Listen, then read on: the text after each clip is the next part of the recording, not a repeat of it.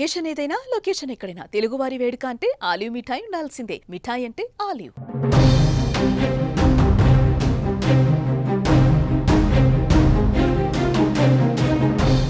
Operation Sindoor Pahalgam ఉగ్రదాడి తర్వాత 15 రోజుల తర్వాత భారత ప్రతీకారదారులకు దిగింది.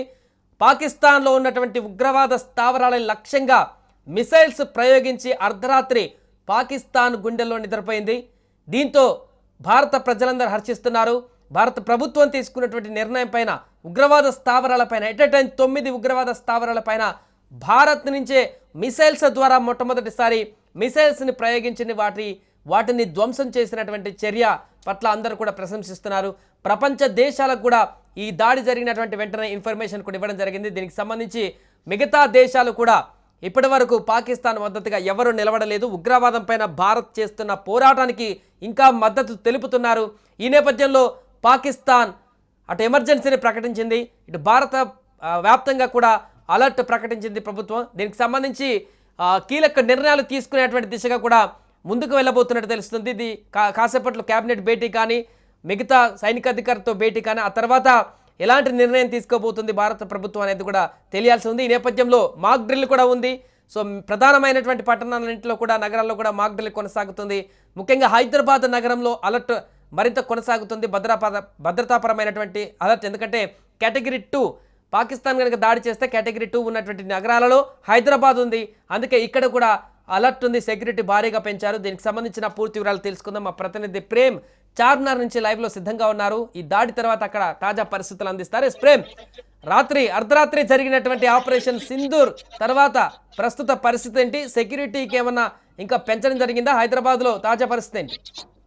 సాయి, మనం చూసినాం ఏప్రిల్ 22న ఏదైతే పెహల్గాం, జమ్మూ కాశ్మీర్ ప్రాంతంలోని పెహల్గాం లో జరిగిన ఉగ్రదాడి ఏదైతే ఉందో ఆ రోజు నుంచి కూడా ప్రభుత్వం చాలా కీలకమైన సమావేశాలు ఏర్పాటు చేయడం, భారత్ పాకిస్తాన్ పైన ఏదైతే ప్రతీకార చర్య తీసుకుంటాం, ప్రతీకారం తీర్చుకుంటాం అని చెప్పి ఇప్పటి వరకు చెప్తుండడం, వాటన్నిటిని మనం ప్రజలకు సుమన్ టీవీ ద్వారా ఎప్పటికప్పుడు అప్డేట్ చేస్తూనే ఉన్నాం.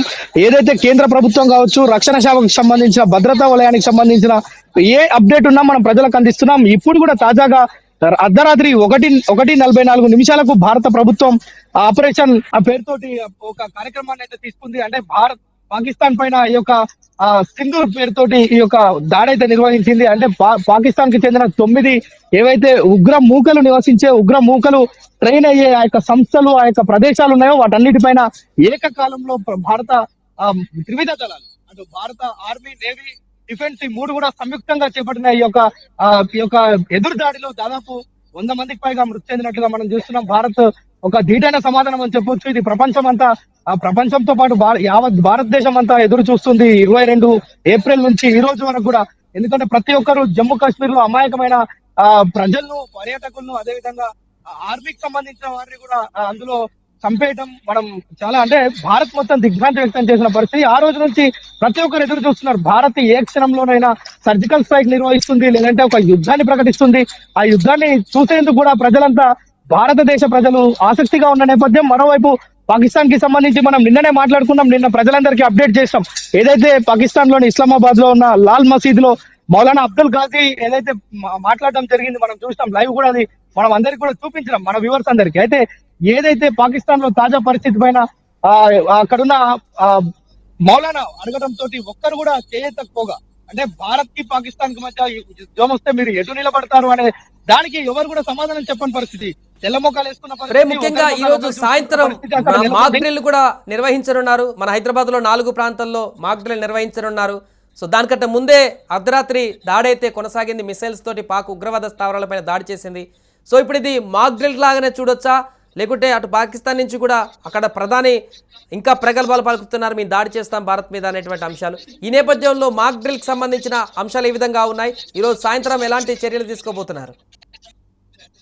సాయి, మనం నిన్న సాయంత్రమే మనం చెప్పాం మాక్ డ్రిల్ కి సంబంధించి. ప్రభుత్వం ఎందుకు మాక్ డ్రిల్ నిర్వహిస్తుంది అంటే 1971 తర్వాత మళ్ళా ఈ రోజు మాక్ డ్రిల్ నిర్వహించేందుకు కారణం ఏంటంటే, భారత సర్కార్ చాలా తన విచితంగా పరిశీలించి పాక్ పైన అటాక్ చేసేందుకు సిద్ధంగా ఉంది. ఏ క్షణమైన యుద్ధ మేఘాలు ఆవరించి ఉన్నాయని మనం నిన్నటి వరకు చెప్పుకున్నాం. కానీ అర్ధరాత్రి నుంచి యుద్ధం మేఘాలు బుల్లెట్లతోటి వర్షించాయి, అక్కడ కురిపించాయి. భారత్ సరిహద్దు ప్రాంతాలు పాకిస్తాన్ లో కూడా మొత్తం పొద్దున మనం ఉదయం లేవగానే సూర్యోదయాన్ని చూసాం. పాకిస్తాన్ మాత్రం నెత్తుటి మరకలను చూసింది. ఇది మాత్రం యావత్ భారతదేశం అంతా ఒకవైపు హర్షం వ్యక్తం చేస్తున్న పరిస్థితి. ఎందుకంటే 26 మందిని హతం చేసిన ఉగ్రవాదులకు బుద్ధి చెప్పాలనే దృఢ సంకల్పంతో అటు యావత్ భారతదేశం అంతా ఉంది. త్రివిధ దళాలు ఉన్నాయి, ప్రభుత్వం ఉంది.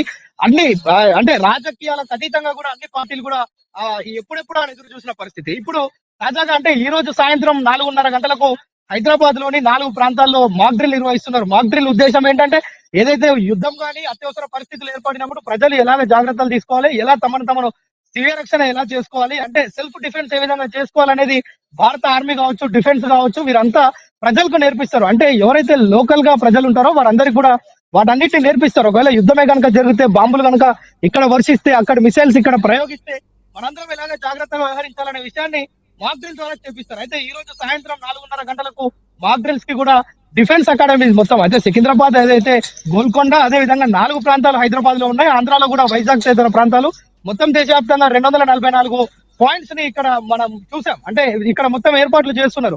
అంటే ఇదే సందర్భం, యుద్ధం కనుక వస్తే ప్రజలు ఏ విధంగా సిద్ధంగా ఉండాలి, ప్రజలు ఏ విధంగా తప్పించుకోవాలి, ఎప్పుడు లైట్లు ఆర్పివేయాలి, ఎందుకు లైట్లు ఆర్పివేయాలి, వీటన్నిటి విషయాలు, బంకర్లు క్లీన్ చేసుకోవాలా, ఇలాంటి విషయాలన్నీ చెప్పేందుకే ఈ యొక్క మాక్ డ్రిల్ ఏర్పాటు చేశారు. అయితే మాక్ డ్రిల్ కంటే ముందే ఈ యొక్క యుద్ధం అనేది ప్రారంభం కావడం, పాకిస్తాన్ పైన ఏదైతే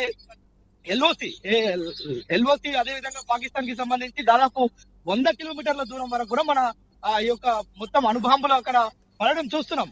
బుల్లెట్ల వర్షం కురవడం చూస్తున్నాం. దాదాపు 100 మంది ఇక్కడ వరకు మృతి చెందినట్లుగా చూస్తున్నాం. అంటే ఏది కూడా అంతర్జాతీయ సమాజంలో భారత్ పాకిస్తాన్ ని ఏకాకి ఇప్పటివరకు చేసింది, ఇక ముందు కూడా చేయబోతుంది అనడానికి ఇది ఒక నిదర్శనం. ఎందుకంటే ఏదైతే ఈ 9 ప్రాంతాల్లో భారత్ గాల్పులు జరిపిందో, దాడులు చేసిందో, పాక్ ఉగ్రవాద శిబిరాలను ధ్వంసం చేసిందో, వాటిని సమూలంగా నాశనం చేసిందో, అవన్నీ కూడా కేవలం భారత్ డిఫెన్స్ చేసుకోవడానికి, అదేవిధంగా ఉగ్రవాదులు భారత్ పైన చేసిన దాడిని తిప్పికొట్టేందుకు పాకిస్తాన్ లో ఉన్న ఉగ్ర శిబిరాలను నాశనం చేశామే తప్ప మేము ఎలాంటి సామాన్య జనవాసాలకు మేము ఎలాంటి ఆటంకం కలిగించలేదని మనం భారత ప్రభుత్వం అంతర్జాతీయ సమాజంలో చెప్పుకునేందుకు వీలుగా ఇప్పుడు ఇదంతా కూడా చేసింది. అంటే మనం ఈ యొక్క ప్రక్రియ మొత్తం చూస్తే అర్ధరాత్రి నుంచి అధికారికంగా రక్షణ శాఖ ఏదైతే ఇచ్చిందో ప్రకటన, 1:40 ఈ యొక్క డ్రైవ్ స్టార్ట్ చేశారు. ఈ యొక్క ఆపరేషన్ సింధూర్ ను ప్రారంభించారు. అప్పటి నుంచి కూడా దాదాపు జరిగిన ఈ కాల్పుల్లో పాకిస్తాన్ ఉగ్ర యొక్క ఏదైతే శిబిరాలు ఉన్నాయో వాటన్నిటిని నేలమట్టం చేశారు. అంటే భారత్ కేవలం ఉగ్రవాదం మీదనే